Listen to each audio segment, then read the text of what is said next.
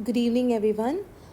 Adrenal gland से यानी कि जो आपका एड्रिनल कॉर्टेक्स है उसका एक हिस्सा और एड्रिनल मेडुला जो है इससे कौन से हार्मोन्स निकलते हैं और क्या होता है इसका फ़ायदा जानेंगे ये सब आज के वीडियो में। तो चलिए शुरू करते हैं पढ़ना हमारा एड्रिनल ग्लैंड। एड्रिनल ग्लैंड की अगर हम बात करें तो सबसे पहले ये समझना है कि एड्रिनल, ठीक है, एड, ठीक है, रीनल, रीनल ये आ रहा है आपकी किडनी से। तो ये आपकी जो किडनी होती है, ठीक है, उस पर ये एक कैप की तरह आप कह सकते हो कि ये बैठे होते हैं, ठीक है। So this is the reason हम इनको एड्रिनल ग्लैंड कहते हैं, एड्रीनल। यानी कि जैसे ये आपकी किडनी है, हमें पता है कि किडनी के लिए हम अगर एडजेक्टिव यूज़ करना होता है तो हम रीनल वर्ड यूज़ करते हैं, ठीक है। सो ये है आपका एड्रिनल ग्लैंड। एड्रिनल ग्लैंड जो होता है आपका हर एक किडनी के ऊपर होता है, तो दोनों किडनीज़ के ऊपर एक एक हमारा एड्रिनल ग्लैंड होता है। अब अगर मैं बात करूँ इसके स्ट्रक्चर की तो फेयरली इजी सा स्ट्रक्चर है।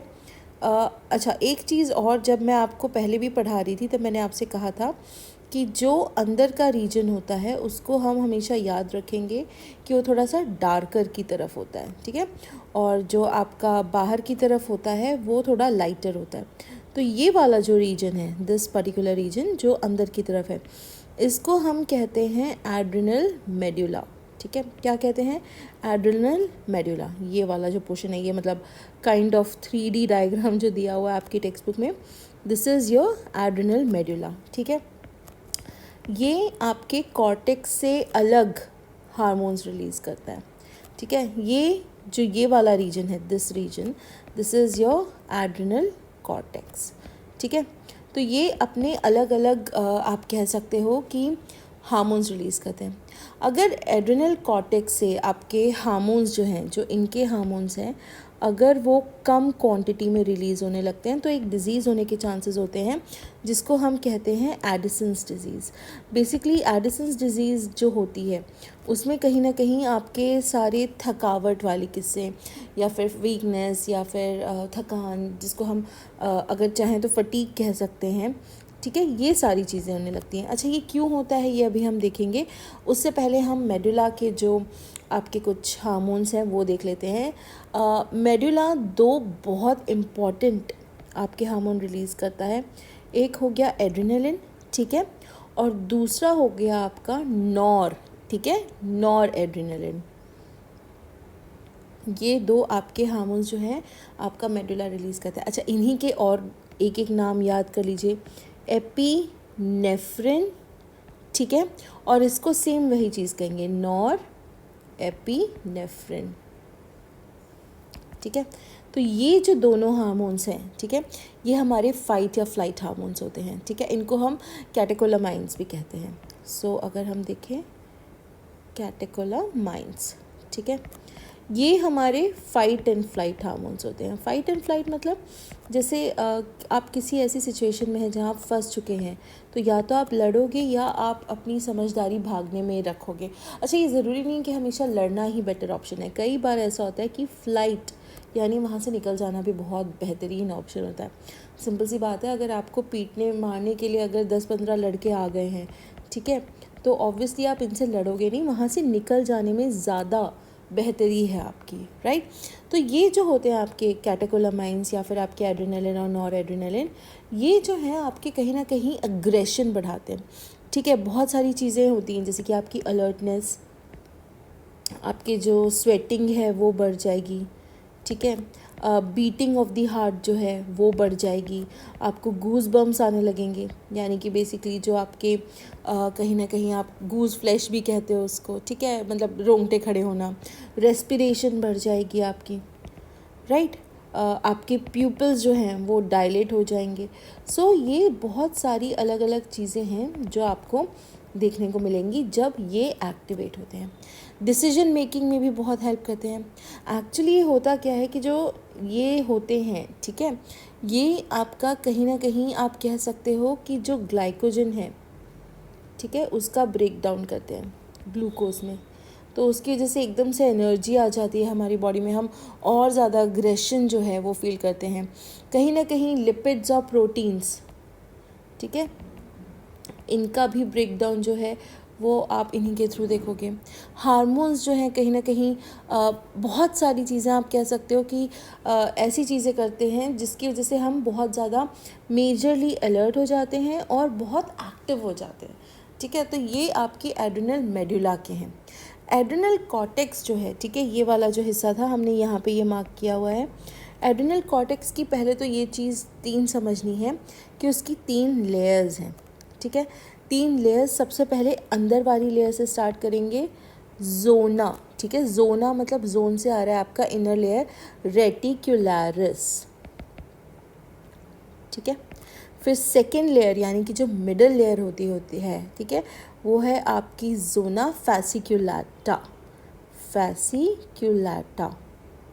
और थर्ड लेयर यानी कि जो सबसे आउटर मोस्ट लेयर है, ठीक है, उसको हम कहेंगे जोना ग्लोमेरुलोसा। ठीक है, तो ये 3 लेयर्स जो हैं आपकी ये एड्रिनल कॉर्टेक्स की हैं। अब एड्रिनल कॉर्टेक्स सबसे ज़्यादा आप कह सकते हो कि क्यों इम्पॉर्टेंट है। एक्चुअली एड्रिनल कॉर्टेक्स से जो हमारे हार्मोन्स रिलीज़ होते हैं उनको हम कहते हैं कॉर्टिकॉइड्स। क्या कहते हैं? कॉर्टिकॉइड्स। कॉर्टिकॉइड्स 2 टाइप के होते हैं। ठीक है, एक है आपका ग्लूकोकॉर्टिकॉइड्स और दूसरा जो आपको याद रखना है वो है आपका मिनरलोकॉर्टिकॉइड। ठीक है, इसमें भी आपको दोनों का एक एक स्पेसिफिकली नाम याद करना है। ठीक है, ग्लूकोकॉर्टिकॉइड्स में आपका कॉर्टिसोल मेन है। ठीक है, ये हो गया। और जो आपके मिनरलोकॉर्टिकॉइड्स हैं उसमें आपका एल्डोस्टेरॉन मेन है। अब ये करते क्या हैं? जो कॉर्टिसोल का काम है, कॉर्टिसोल आपका ग्लूकोज का जो आप कह सकते हो मेटाबॉलिज्म है वो बढ़ाता है। ठीक है, और वहीं जो आपके बैलेंस ऑफ वाटर, मिनरलोकॉर्टिकॉइड लिखा है ना, तो आपके जो वाटर हैं या आपके जो सॉल्ट्स हैं इनको जो मैनेज करता है या इनका जो मेटाबॉलिज्म देखता है, ठीक है, वो कहीं ना कहीं आपका एल्डोस्टेरॉन है। सो इस तरीके से ये दोनों के दोनों बहुत ज़्यादा इम्पॉर्टेंट हैं। इसके अलावा जो आपका कॉर्टिसोल होता है, ठीक है, वो हमारे कार्डियोवैस्कुलर सिस्टम या फिर इवन किडनी, ठीक है, इन सब के जो फंक्शंस हैं इनको बहुत ज़्यादा ध्यान में रखते हुए इनको मैनेज करता है।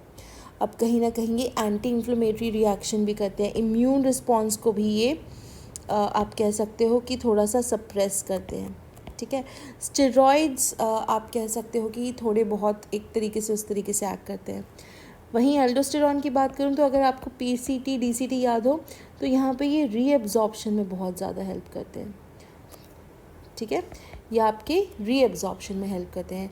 रीएब्जॉर्प्शन में हेल्प करते हैं तो वाटर आपका तो बेसिकली ऑस्मोटिक बैलेंस जो है आपका, राइट, उसका मेंटेनेंस जो है that is done by your aldosterone, या फिर आप उसको मिनरलोकॉर्टिकॉइड भी कह सकते हैं क्योंकि ये ऑस्मोटिक बैलेंस इनका कहीं ना कहीं मेंटेन हो रहा है, तो आपका जो ब्लड प्रेशर है वो भी डायरेक्टली इम्पैक्ट होगा। ठीक है, इसके अलावा कुछ आप ये कह सकते हो कि एड्रिनल कॉर्टेक्स से कुछ एंड्रोजेनिक स्टेरॉइड्स होते हैं वो भी रिलीज़ होते हैं।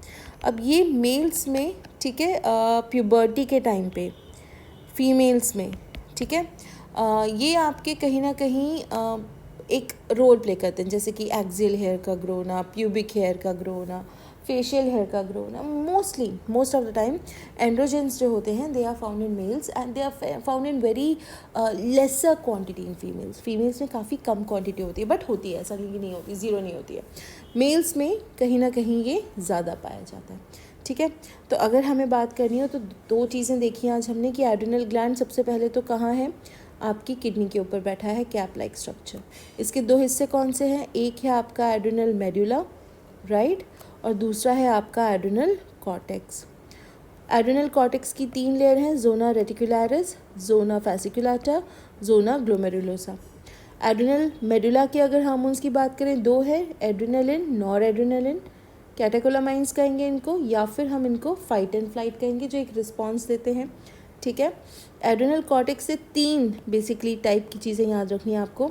एक है आपके ग्लूकोकॉर्टिकॉइड्स, ठीक है, and the second one is your mineralocorticoids.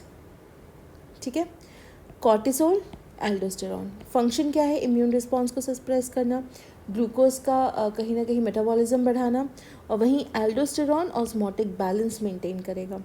Androgenic steroids जो होते हैं वो आपकी प्यूबर्टी के टाइम पे जो हेयर ग्रोथ है या फिर सेकेंडरी सेक्शुअल कैरेक्टरिस्टिक्स जो होती हैं उनके ऊपर एक्ट करेगा, ठीक है।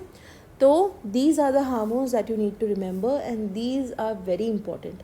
तो इसीलिए इसको फटाफट खोल के रिवाइज कर लीजिए, क्वेश्चन सॉल्व कर लीजिए, ताकि जब भी नया वीडियो आए नेक्स्ट उसमें आपको आगे का जब मैं पढ़ाऊँ तो पीछे का सारा क्लियर होता जाए।